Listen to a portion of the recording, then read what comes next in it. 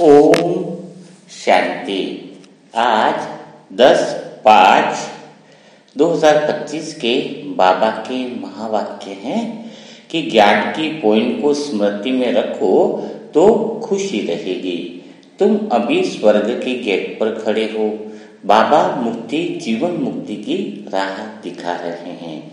आज बाबा ने यही बात स्मृति में दिलाई है कि भक्ति मार्ग की जो भी आत्माएं हैं उनको भी यह बात पता नहीं है। वह सारे धक्के खाते रहते हैं, लेकिन सिर्फ आप आत्माएं हो जिनको रचता और रचिता का ज्ञान क्लियर हो गया है। इसीलिए आप कहाँ पर हो? अभी स्वर्ग के गेट पर खड़े हो। तो ऐसी क्या निशानियां हैं जिससे हमें यह पता चले कि हम आत्माएं जो हैं वो कहाँ पर खड़े हैं? स्वर्ग के गेट पर खड़े हैं। यानी जो बाबा मुक्ति और जीवन मुक्ति की जो राह दिखा रहे हैं, उस राह को हम कितना समझ चुके हैं, कितना हम उस राह पे चल चुके हैं और कितनी राह बाकी है। आज इसी बात का हम मनन चिंतन करेंगे। तो स्वर्ग के गेट पर जो खड़े हैं, यानी वही आत्माएं ज्यादातर खड़ी होंगी जो हिसाब किताब से मुक्त हो गई हो या हिसाब किताब के मुक्त होने के करीब हो, है ना। क्योंकि सभी आत्माओं का हिसाब किताब भी तो है ना। तो जिनका हिसाब किताब नहीं होगा, जिनका हिसाब किताब काफी कम रहा होगा, वह स्वर्ग के निकट जाएंगे। लेकिन अगर कोई आत्मा पूछे और अपने आप को देखे कि भाई मेरे अंदर कितना हिसाब किताब रहा होगा, कितना हिसाब किताब बाकी रहा होगा, है ना, तो वह इस बात से अंदाजा लगा सकता है कि उसकी जगह उसको अपने आप को एक ही प्रश्न पूछना होगा। डायरी में नोट कर सकते हो कि मेरा हिसाब किताब कितना बाकी है। तो उसके आगे एक बात लिखो कि ज्ञान की समझ और धारणा मेरे अंदर कितनी आई है। जितना % ज्ञान की समझ और धारणा आई है, जैसे 30% समझ आई है, तो 70% हिसाब किताब बाकी है आपकी।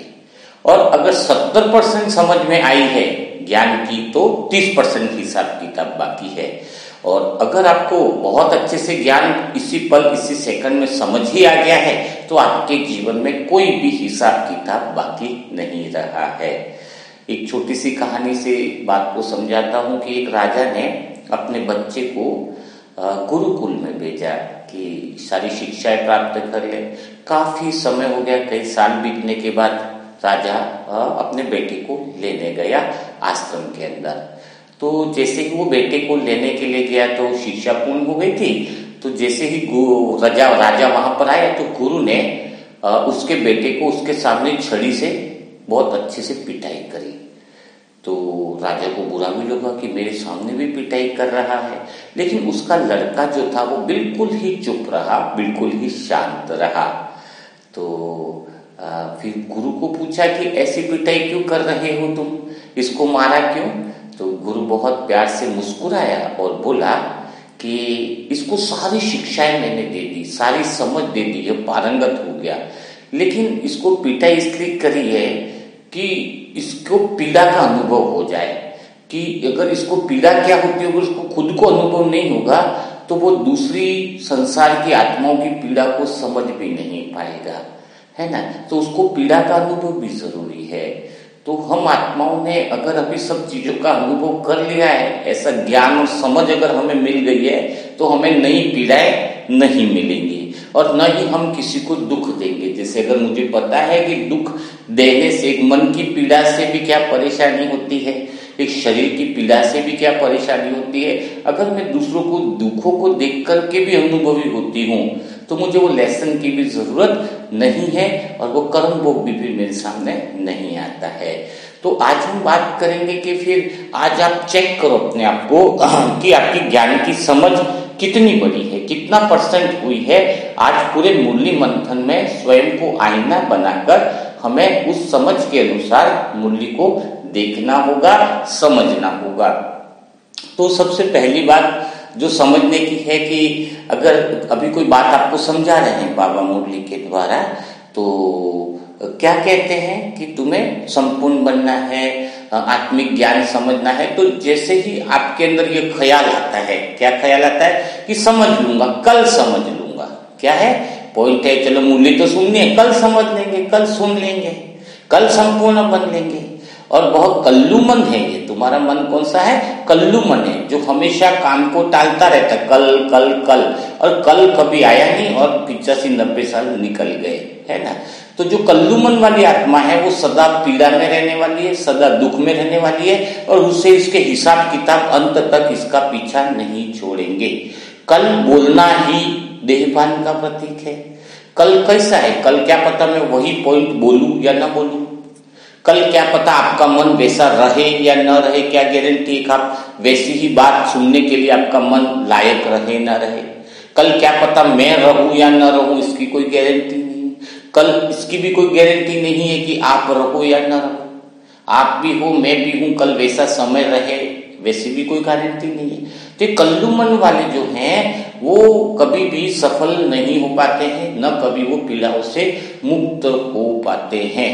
कल मैं करूंगा यानी समय में बंधायमान है और उसकी कोई गारंटी नहीं है। लेकिन एक आत्मा है जो कल की गारंटी ले सकती है, जो समय से परे है। वो क्या कहते हैं? कृष्ण कृष्ण क्यों मुक्त हुए, इसका ही एग्जाम्पल आजकल चल रहा है, तो मैं इसलिए थोड़ा सा क्लियरिफिकेशन दे रहा हूं आपकी बातों से कि कृष्ण क्या कहते हैं कि यदा यदा ही, गीता में यदा यदा ही धर्मस्य ग्लानिर्भवत भारत, यानी जब जब धर्म का विनाश होगा तो मैं इस धरती पर आऊंगा। तो कृष्ण के ब्रह्मा बाबा के तन में यानी कृष्ण की आत्मा के अंदर ही अगर देखा जाए, ब्रह्मा बाबा के अंदर जो परमात्मा शिव है, तो शिव जो बोल रहे हैं, तो कृष्ण अर्जुन को जो गीता का उदाहरण दे, इसका अर्थ क्या है कि मैं आऊंगा। आने का अर्थ क्या है? बहुत गहराई से कौन बोल सकता है आने का?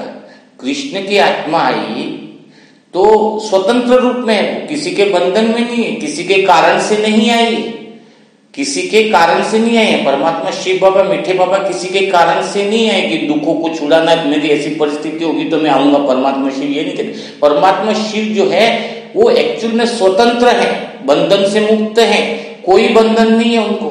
वो जो बंधन से मुक्त है वह ये बात कह सकता है कि मैं कल आऊंगा। हाँ, आप नहीं कह सकते ना मैं कह सकता हूं कि भाई मैं कल आऊंगा। समय में बंधे, कोई गारंटी नहीं है अपनी। तो ऐसी बात कौन कह सकता है? जो पूर्णतया स्वतंत्र हो, जो बंधन से मुक्त हो, है ना, जो वो आता भी अपनी मर्जी से है। एक्चुअली में वो कह रहा है मैं आऊंगा तो वो अपनी मर्जी से आ रहा है, परिस्थितियों के कारण नहीं आ रहा है वो कि उसको परिस्थितियां बुला रहा है। नहीं, ऐसी परिस्थिति होगी तो मैं आऊंगा। तो ऐसा कौन बोल सकता है? ऐसा पूरे संसार में कोई भी आत्मा हुई नहीं, चाहे वो कितने भी बड़े बड़े संत मानी समझो, क्राइस्ट समझो, या कितने भी बड़े बड़े मुसलमान भाई के पैगंबर समझो, कोई ये बोल सकता है कि मैं आऊंगा धर्म ग्लानि होगी? नहीं, वो तो जन्म मरण के बंधन में भी है और वो समय के बंधन में, शरीर के बंधन में है। लेकिन एक ही जो बोल पाता है, कौन बोल पाता है? निराकार शिव की जब धर्म का ऐसा हुआ तो मैं आऊंगा। अब वो आएंगे तो कृष्ण के लिए क्यों बोला गया कि मैं आऊंगा? कृष्ण नहीं बोला, क्योंकि जब वो आएंगे तो कृष्ण की आत्मा भी यानी ब्रह्मा बाबा का शरीर भी उपलब्ध होना चाहिए। क्योंकि परमात्मा शिव जो आते हैं वो उनके तन में ही आते हैं, उनका तन का सहारा लेकर के सच्चा गीता ज्ञान देते हैं, है? तो क्या है इसका अर्थ कि इसलिए कृष्ण भी उनके जैसे हो गए बंधन मुक्त। कृष्ण पूरे जीवन में कभी बंधन में रहे नहीं, ब्रह्मा बाबा कभी जीवन में बंधन में रहे। वो अपने जीवन जीते गए आनंद के साथ। वो आनंद देने के लिए आए ऐसा भी नहीं, वो किसी कारणवश नहीं है। यहाँ पर आपको लगता है कि कोई कारण है किसी चीज का, कोई कारण नहीं है, बंधन मुक्त ही है। सूर्य अपना प्रकाश दे रहा है तो प्रकाश तुम्हें देने के लिए नहीं आ रहा है। सूर्य तो अपने आनंद के लिए आ रहा है, प्रकाश देता है। तुम सोचते कि सूर्य प्रकाश देने के लिए आ रहा है, क्योंकि तुम्हारी धारणा हो गई है कि किसी भी चीज को उपयोगिता की दृष्टि से देखना, इसका क्या उपयोग है, इसका क्या उपयोग नहीं है, क्या उपयोग है, क्या उपयोग नहीं है, बस उसी के आधार पर ही लोभ लालच जुड़ी हुई है। नदी बह रही है तो कोई पानी देने के लिए नहीं बह रही है, वो तो नदी का पानी आप पी रहे हो तो पी लो। नदी तो अपना बहने का काम है जो बह रही है।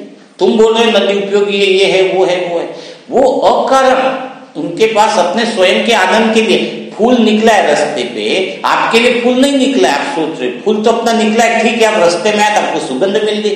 तो कृष्ण का जीवन ही ऐसा है, वो किसी कारणवश नहीं आए, वो बंधन मुक्त आत्मा है।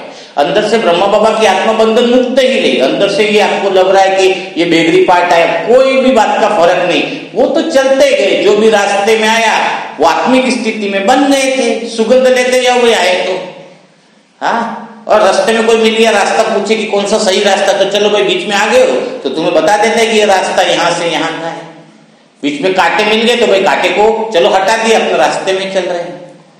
तो रास्ते में चलना एक बोझ लेकर चलना, जैसे आप किसी नौकरी पे जा रहे हो और नौकरी पे जाना तो आपकी वही टांगे वो थक जाएंगी, और आप घूमने निकले हो तो वही टांगे तुम्हें आनंद दे रही है। तुम गार्डन के 10 चक्कर लगा रहे हो एक्सरसाइज के लिए, बड़ा आनंद आ रहा है, और तुम ऑफिस के 10 चक्कर लगाओ तुम्हारी टांगे थक रही है। क्योंकि कृष्ण का जीवन किसी पर निर्भर नहीं रहा है, ब्रह्मा बाबा का सिर्फ परमात्मा के समान बंधन मुक्त आत्मा पहले दिन से बनी हुई है। वो जो भी रास्ते में आया, जो भी आत्मा संबंध संपर्क में आई, उनको ज्ञान और सुगंध वो फैलाते रहे है, आनंद के साथ फैलाते रहे। वो अपने आनंद के लिए ही प्रकट हुए एक्चुअल में देखा जाए तो। आत्मा तो स्वानंद में ही है वो। तो जब हम किसी को अकारण कोई चीज देने लग जाएं, बिना कारण के, ये उपयोगी अनुपयोगी दृष्टि से परे होकर जब हम कोई चीज देने लग जाएं, तो फिर वो आनंद जो है वो बड़ा मजेदार होगा। मैं किसी को सुख दे रहा हूं, भाई रास्ते में आया सुख दे दिया मैंने, कोई मतलब नहीं, मैंने इसको सुख दिया तो देने में ही मुझे वो आनंद मेरा समाया हुआ है। मैं आपको मूल्य सुना रहा हूं निमित्तात्मा, तो बस आपको मोबाइल आ गया, मौका मिल गया है तो मैं सुना रहा हूं। आगे कोई और मिलेगा तो आगे निमित्त बन करके कोई मिल गया तो और सुना दूंगा। मैं आनंद में हूं, मुझे कहीं जाना नहीं है कि आनंद देने, बस कोई मिल गया मुझे तो आनंद देना है। अकारण, जिसमें कोई कारण नहीं कि देना है, कुछ ये मिलेगा, वो ये वो नहीं। अकारण, जब अकारण आपसे चीजें निकलेंगी अंदर से, किसी की मदद की, किसी की परिवर्तन की, किसी को सुख देने की, किसी को शांति देने का, जब वो अकारण से निकलेगा, बिना स्वार्थ के, बिना कामना से जो निकलेगा, तो आप स्वर्ग के गेट के नजदीक हो गए। क्योंकि स्वर्ग में तो वही पहुंचेगा जो बिना कारण के सब कुछ दे रहा है ना। सत्य की जन्म किसके लिए है? सत्य में कंडीशन वाली आत्माएं थोड़ी है कि भाई मैं, तू मुझे प्यार देगा तो मैं तुझे प्यार दूंगा, तू मुझे शांति देगा तो मैं तुझे शांति दूंगा। अगर अनकंडीशनल लव है ना, आत्मा का ट्रू लव है, सत्य की दुनिया है, सत्य की दुनिया है, तो स्वर्ग के गेट में प्रवेश का मतलब कैसा है कि जो स्वतंत्र है, तो कृष्ण की आत्मा स्वतंत्र बन गई। वो कह सकते मैं कल किधर भी आऊं, कैसे ब्रह्मा बाबा इतना संपूर्ण बन गए, अभी जिसकी चाहे टाइम से बोल सकते कि कल मैं तेरी मदद करने आ जाऊंगा। वो स्वतंत्र है, संपूर्ण कर्मातीत है, परमात्मा के जैसे हो गए। तभी तो कृष्ण ने गीता बोली, ऐसा ही तो चल गया, क्योंकि कृष्ण भी उनके जैसे हो गए। और कृष्ण की आत्मा, शिव की आत्मा कहती है, परमात्मा शिव कहते हैं मैं कल आऊंगा, धर्म की ग्लानि होगी तो आऊंगा, तो कृष्ण तो वहां मौजूद होने ही है, ब्रह्मा बाबा की आत्मा, क्योंकि उनके तन के द्वारा ही तो शिव बोल रहे। तो गीता का अर्थ समझना है ना। तो बातें आज गीता का भगवान शिव है वो क्यों नहीं समझ पा रहे हैं, क्यों समझा नहीं पा रहे इस दुनिया में? इसका एक ही कारण है, क्योंकि हम पहले कृष्ण के व्यक्तित्व को नहीं समझा पाए दुनिया के सामने। ये इस चीज के पीछे पड़े कि गीता कब हुई थी, गीता कहां से आई। अरे गीता कहां से आई उसको मतलब ही नहीं है, गीता किसके लिए कही गई, यानी कोई ना कोई तो रहा होगा तभी तो गीता कही गई। वो आया तो गीता कही गई, उसके पीछे हम पढ़े, इसलिए कभी सिद्ध नहीं कर पाए। कृष्ण के व्यक्तित्व उस गीता के बारे में जिसने भी बोली, व्यास ने लिखी, किसने लिखी, लेकिन कोई था तभी तो बोली गई। कोई व्यक्ति, ऐसी चेतना थी जिसके लिए बोली गई, तो चेतना तो थी। तो वही चेतना कब आई कब नहीं गई उसका कोई महत्व ही नहीं रहा। तो हम दुनिया को अगर ये प्रूव नहीं करें, हम खाली कृष्ण के ओरिजिनल व्यक्तित्व के बारे में बात करें कि कृष्ण ही कह सकता है कि जब जब धर्म की ग्लानि होगी तो मैं आऊंगा। अपन समझ रहे हैं कि वो परमात्मा शिव है, लेकिन कृष्ण का व्यक्तित्व भी वैसा ही बन जाता है, क्योंकि कृष्ण बाप समान बन जाता है। तो इसीलिए कृष्ण के व्यक्तित्व को हमें सही तरीके से प्रेजेंट करें अगर दुनिया के सामने, दुनिया को सिखाएं कि कृष्ण है। कहते कि सभी लोग कृष्ण के एक एक रूप को लेकर पकड़े हुए हैं और कई सारे रूप को नकारते हैं, विरोधाभास है। कृष्ण के बारे में क्या है? विरोधाभास है। कृष्ण हर चीज को स्वीकार करते हैं, हर चीज के अंदर कोई विरोध नहीं है।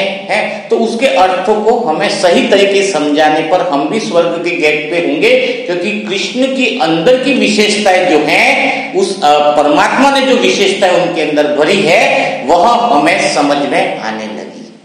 तो जैसे स्वर्ग के गेट पे आते तो कैसा लिखा है उसमें, गीता में कैसा लिखा है कि मतलब ऐसा लिखा है कि परित्राणाय साधूनाम, है ना, विनाशकाय दुष्कृता। हाँ, तो परित्राणाय साधूनाम विनाशकाय दुष्कृता मतलब क्या है कि मैं आऊंगा साधुओं की रक्षा करने के लिए, है ना, पवित्रणाय साधुनाम, और विनाश किसका करूंगा, दुष्टों का करूंगा। तो अर्थ को समझाएंगे तो कृष्ण के व्यक्तित्व को समझाएंगे तो समझ में आ जाएगा। क्या साधुओं की रक्षा के लिए, दुश्मनों का विनाश करने के लिए क्या भगवान को आना पड़ेगा? क्या उसके लिए आएंगे परमात्मा श्री? नहीं। साधुओं की रक्षा करने का अर्थ क्या है? अगर कोई वास्तव में साधु है तो उसको रक्षा करने की जरूरत क्या है? पहली बात, उसको रक्षा की जरूरत क्यों पड़ेगी? साधु मतलब क्या है कि मैं आत्मा हूं, अगर उसमें मैं समाधिस्थ हूं, मैं तटस्थ हूं, मैं अपने सत्य स्वरूप में हूं, सत्य स्थिति में हूं, तो फिर मेरी रक्षा करने के लिए आने की जरूरत किसी की है क्या?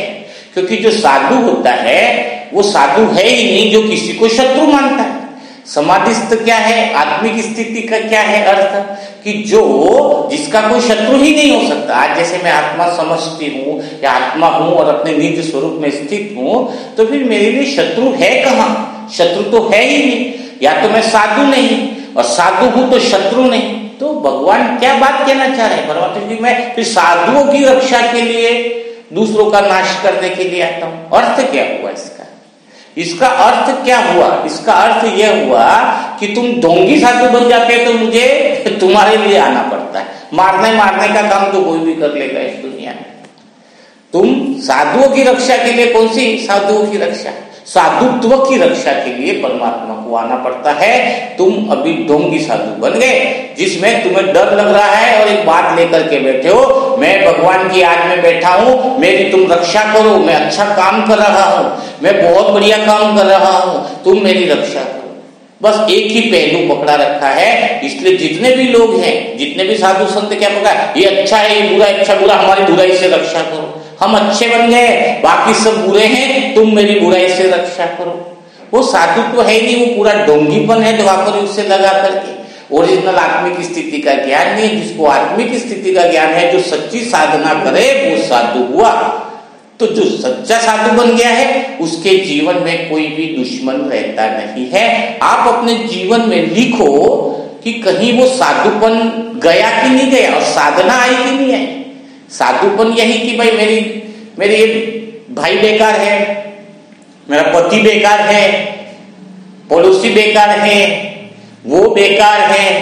हाँ, तो यह जो है वो आपकी ही उपज है, उसी से तो परे जाना है। तो तुम साधु ही हो।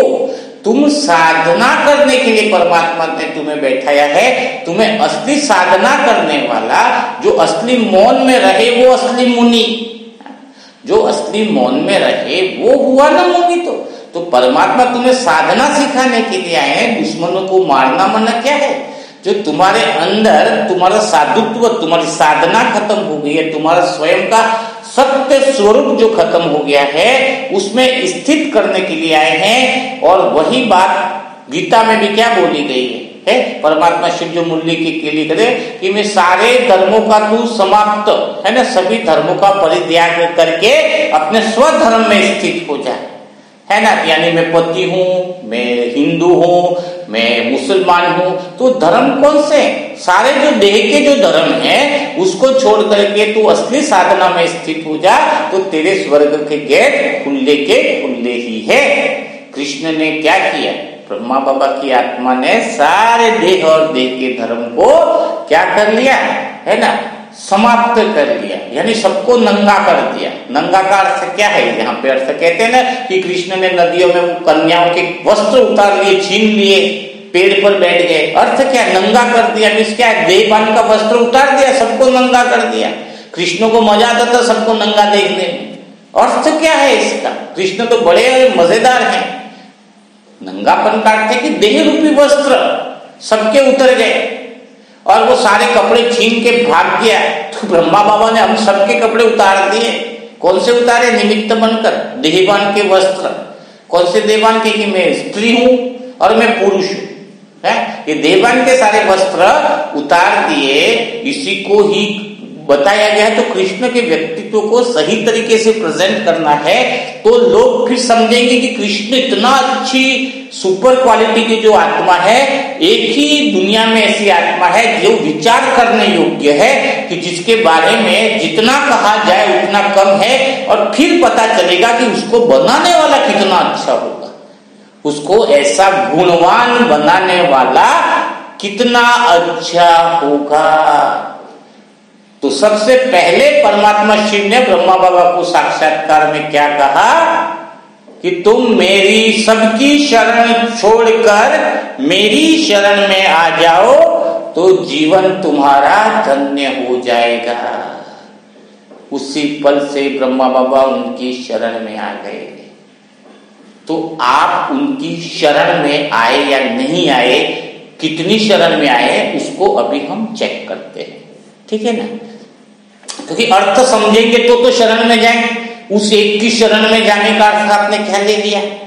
बस मीठे बाबा तू ही है, मेरे जीवन में तू ही है, तेरे अलावा कुछ नहीं, जहां देखूं वहां तू ही दिखाई दे। ये शरण नहीं है, ये परमात्मा शिव की शरण नहीं है।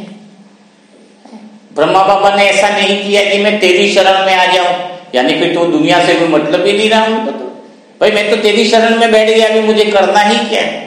कुछ भी नहीं करना है। और कई आदमी इसका दूसरा अर्थ ले लेती है शरण में आने का, मन मना बहु का अलग अर्थ ले लेती है।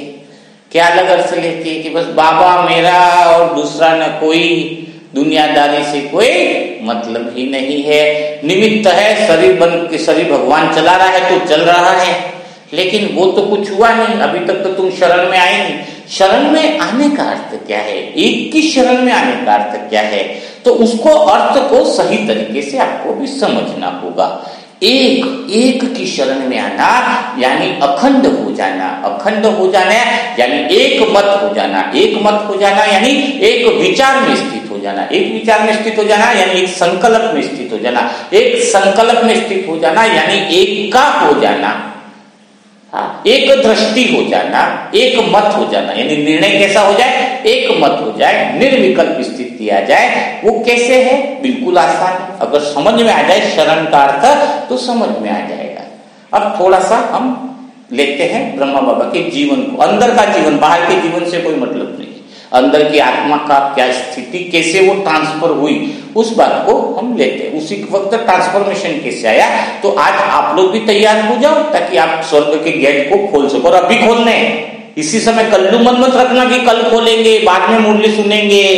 वो बाद वाले हैं तो वो बाद वाले कभी नहीं कुछ कर पाते हैं। अभी ही मनन चिंतन तुम्हें सुनना है और समझना है कि तुम मेरी शरण में आ जाओ, सबकी शरण छोड़कर मामेकम है। तो उस एक की शरण का अर्थ है कि तुम अभी दो की शरण में चल रहे हो। सभी आत्माएं कितनी शरण में चल रही है? दो की शरण में चल रही है। उस दो को एक बना लेना, दो के बीच में मध्यस्थ हो जाना, वह है एक की शरण। दोनों पलड़े बराबर रहे, किसी पलड़े का महत्व मेरे लिए ज्यादा और कम न रहे। वो कैसे, इस बात को हम समझते हैं। आप सुख को ज्यादा महत्व देते हो शरीर के और दुख को कम महत्व देते हो, ठीक है, बिल्कुल सही है। आप जन्म में ज्यादा खुश होते हो, मृत्यु में ज्यादा रोते हो।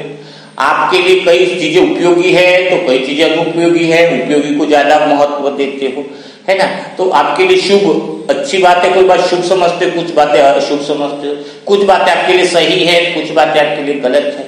सत्युग में सृष्टि का विनाश होना चाहिए, कुछ लोगों के लिए बात गलत है, कुछ लोगों के लिए अच्छी बात है। तो यहां पर आपको बीच में स्थित होना, एक की शरण में, एक में मध्यस्थ हो जाना। मेरे लिए शुभ लाभ, लाभ हानि, जन्म मृत्यु, सुख दुख, शांति अशांति, क्रोध, ये सब एक के बराबर हो जाए मेरे लिए। मैं तटस्थ हूं, मुझे इन बातों के बीच में उसका कोई फर्क नहीं पड़ता है। वो कैसे होगा? ब्रह्मा बाबा का पूरा जीवन तटस्थ रहा। दुख में भी एक जैसे थे, सुख में भी एक जैसे थे।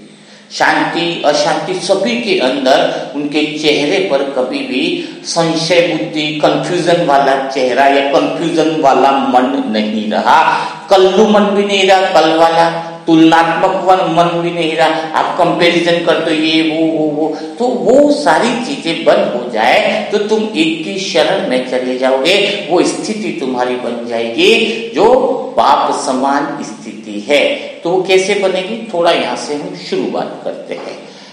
आप सुख दुख को अलग क्यों समझते हो, पहले यहां इसको थोड़ा सा हम समझ लेते हैं। आपको पता है, अच्छा आपसे एक बात पूछी जाती है, थोड़ा क्लियर करना।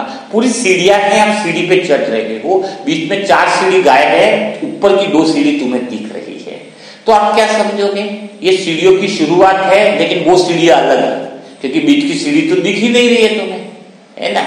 तो कोई आएगा तो पूछेगा अगर ये 4 सीढ़ियां हैं और ऊपर की तरफ भी 2 सीढ़ियां हैं, दोनों अलग अलग कर दिया, आपने डिवाइड कर दिया। क्यों कर दिया डिवाइड, क्योंकि आपको बीच की सीढ़ियां नहीं दिख रही है। अगर तुम्हें बीच की सीढ़ियां दिख जाए तो आप ये नहीं बोलोगे ऊपर की 2 सीढ़ियां अलग है, नीचे की 4 अलग है। आप क्या बोलोगे, सभी सीढ़ियां हैं, एक जैसी ही है, उसको अलग अलग सीढ़ी नहीं बोलोगे, आप बोलोगे हाँ यही सीढ़ी, आप चले जाओगे। अब आप सुख और दुख की सीढ़ी को अलग क्यों बोल रहे हैं, इसका कारण पता है आपको। अच्छा चलो, और मैं थोड़ा और अच्छे से क्लियर करूंगा। अच्छा पहले ये बताओ, सुख और दुख को एक अलग समझ रहे हो, तो आपके पास कोई ऐसा पैमाना है बीच का जिसमें आपको ये पता चले कि दुख इसी क्षण में सुख में बदल गया। आपको वो बीच का पॉइंट याद है कि क्योंकि आप तो दुख में थे, इसका मतलब पहले सुख में होंगे तभी तो दुख में आए, पहले सुख में थे तभी तो दुख में आए। क्या वो पॉइंट याद है बीच का जहां से आप सुख में दुख में बदले, या फिर वो पॉइंट याद है जो दुख का सुख में बदला। हाँ, वो पॉइंट में स्थित होना, वो पॉइंट अगर समझ में आ जाए, वो कड़ी समझ के सुखी दुख में बदल रहा है, दुखी सुख में बदल रहा है। अच्छा चलो, तुम्हें क्रोध बहुत बुरा लगता है, तो क्रोध भी तो एक सीढ़ा है, एक सीढ़ी है, तो क्रोध से पहले तुम शांति में थे। क्या वो पल याद है तुम्हें, वो सेकंड याद है जब तुम्हारे अंदर जो शांति थी वो क्रोध में बदली। तो शांति क्रोध में बदली है तो क्रोध शांति में भी बदल जाएगा। क्रोध के बिना शांति है ही नहीं, शांति के बिना क्रोध का महत्व नहीं। पूरे जीवन में लड़के ही लड़के हो पूरे संसार में, तो कभी बोलेगा ही नहीं मैं लड़का हूं। लड़की होगी तो उसको याद आएगा कि मैं लड़का हूं, तो उसके लड़के होने का महत्व है, तो वो बोलेगा। जब आप खुद को हिंदू बोलते तब सामने वाला मुसलमान दिखाई देता है, नहीं तो खुद को हिंदू नहीं समझो तो सामने वाला कभी मुसलमान नहीं दिखाई देगा। अपनी आइडेंटिफिकेशन से दूसरे की पहचान होती है, अपनी सोच से दूसरे की पहचान होती है ना। तो ये आत्मा का अनुभव कब हो सकता है तुम्हें, जब तुम नीचे के सुख दुख को देख करके स्वयं के साथ कंपैरिजन करोगे, मैं उससे ऊंची हूं, सुख दुख से ऊपर की ऊंची चीज हूं। इसलिए तुम्हें दुनिया में सुख दुख दिखाया जाता है ताकि तुम इसका फर्क महसूस करो कि मैं आत्मा इस सुख दुख से ऊपर हूं। जो दुख समझ रहे हो वही सुख का शुरुआत है, और जिसको सुख समझ रहे हो वही तुम्हारे दुख की शुरुआत है। यह है ड्रामा। जैसे और उदाहरण के द्वारा समझता हूं, एक इंसान जैसे पैदा होता है, जन्म वही मृत्यु है, पहले 10 मिनट बाद भी 1 सेकंड बाद भी वो मौत हो जाती है। जिस वक्त जन्म की शुरुआत हुई वहीं से मृत्यु की शुरुआत हो गई, और जिस वक्त मृत्यु हुई वहीं से जन्म की शुरुआत हो गई। जन्म की शुरुआत हो गई मृत्यु की तरफ, मृत्यु की शुरुआत हुई जन्म की तरफ। लेकिन मैं इसके बीच की बात आपसे पूछना चाहता हूं कि एक जवान, एक बूढ़ा आदमी है, आप बोलते ये बूढ़ा है, और उसकी बचपन की फोटो देखो, वो देखो बचपन की, वो जवान है, बच्चा है। अब आप बोलोगे ये बूढ़ा अलग है और ये बच्चा अलग है, ऐसे तो हो नहीं सकता। वो बच्चा था वही तो बूढ़ा बना, तुम्हें नहीं दिखाई दे रहा है तो क्या करें। बच्चा था तभी तो बूढ़ा बना, बीच की कड़ी कहां खा रहे हो। ये बच्चा अलग है बूढ़ा अलग है, बच्चा बूढ़ा कैसे हो, अलग कैसे हो सकता। बच्चा था तभी वो बूढ़ा बना, बच्चा नहीं होता तो बूढ़ा बनता ही नहीं। तुम्हारे पास सुख था तभी तुम्हारे पास दुख आया, सुख नहीं लेते तो दुख आ ही नहीं सकता। और तुम्हारे पास दुख है तो इसका अर्थ क्या है, सुख है तो इसका अर्थ क्या है, तुम्हारे पास दुख था, किसी चीज का तुम दुख मान रहे थे तभी तुम्हें सुख लग रहा है ना। तो इस दुख और सुख का जो खेल है उसके बीच का है जन्म और मृत्यु, बच्चा और बूढ़ा। तुम कब जवानी में प्रवेश किए, कभी है तुम्हारे पास टाइम कि मैं इस तारीख को जवानी में प्रवेश किया, मैं इस तारीख को बुढ़ापे में प्रवेश किया, इस तारीख से मेरा बचपना खत्म हुआ। क्या तारीख है आपके पास? नहीं है ना तारीख, बिल्कुल नहीं है ना।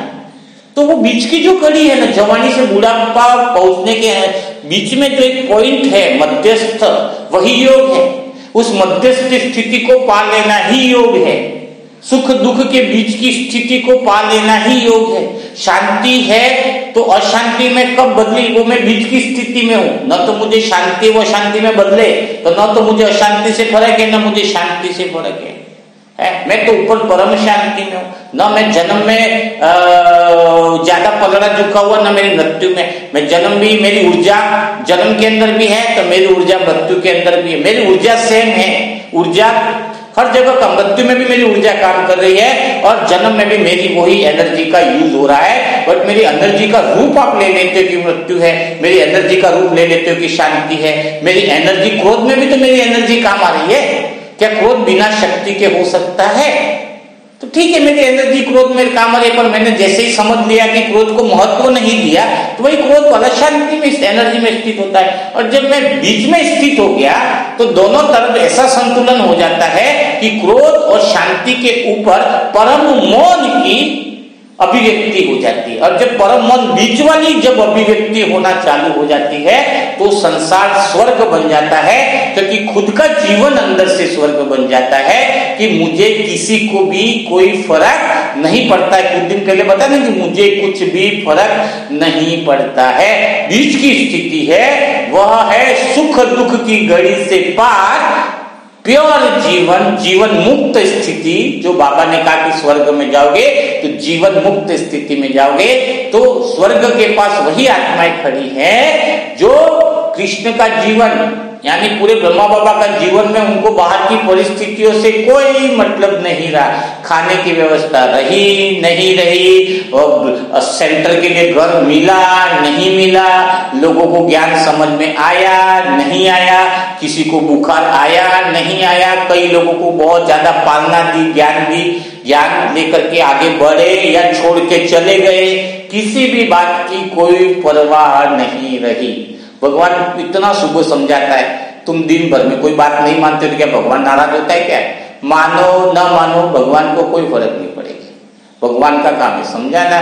वो अगर तुम्हारा दुख लेने लग जाए ना तो दुख सुख के अंदर आ जाएगा। वो पूरा दिन तुम्हें कितना समझाता है परमात्मा, लेकिन कई सारे बच्चे मानेंगे नहीं, गुस्सा करना कर देंगे, काम भी करने जाना, काम भी करने चले जाएंगे। तो भगवान गुस्सा करता है क्या? अब भगवान तुम्हारी कोई चीज को नहीं देखता, तुम्हारा सत्य स्वरूप को देखता है। तुम क्या कर रहे हो उसको भगवान से कोई मतलब नहीं। इसलिए सुबह उठ करके क्या बोलता है, मेरे मीठे बच्चे, क्योंकि वो तुम्हारे न तो सुख को देख रहा है, न तुम्हारे दुख को देख रहा है, न तुम्हारी क्रोध को देख रहा है, न तुम्हारे पाप को देख रहा है, न तुम्हारे पुण्य को देख रहा है। तुम्हारी सच्ची जो अवस्था है, तुम जो हो वास्तव में, तुम्हारी जो असली पहचान है, वो उसको देखता है कि तुम कौन हो, है तुम आत्मा हो, प्योर हो।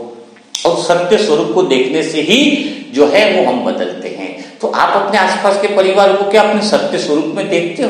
तुम देखते हो ये बहुत बदमाश है तो बदमाश ही बना रहता है, तुम देखते हो ये बहुत ऐसा है तो वैसा ही बना रहता है।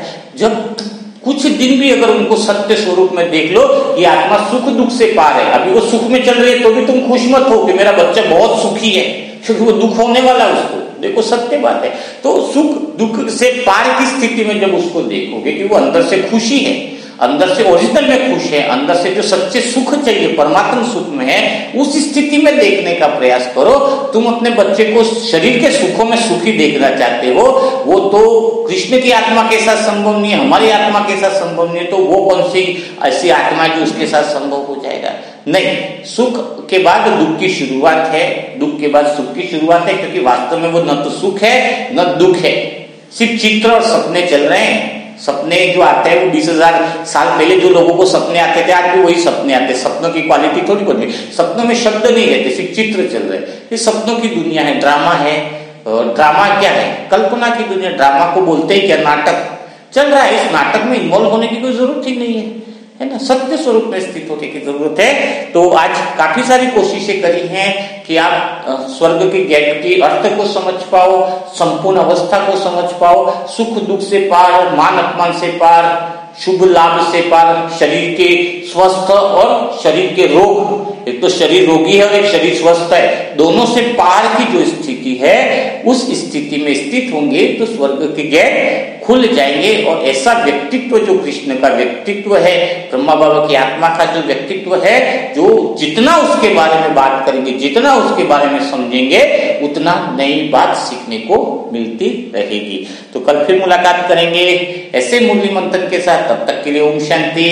और आप कमेंट में लिखिए कि कृष्ण के व्यक्तित्व से आपको अच्छा लग रहा है। मैं थोड़ा कंपैरिजन करके काफी सारी बातें क्लियर करता हूँ क्योंकि बाबा कहता है कि गीता का भगवान कौन, तो वो बाद में सिद्ध होगा। पहले कृष्ण के व्यक्तित्व को लोगों के बारे में क्लियर अगर किया जाए, कृष्ण को सही तरीके से समझ लिया जाए, तो भगवान को समझाना बहुत बड़ा आसान होगा और हम सब आत्माओं में भी वैसे गुण आ जाए। हर एक आत्मा में कृष्ण की आत्मा जैसी दिखाई देने लगे तो परम आनंद की अनुभूति हो जाएगी। तो कल फिर मुलाकात करेंगे ऐसे मुरली मंथन के साथ। तब तक के लिए सभी भाई बहनों को ओम शांति।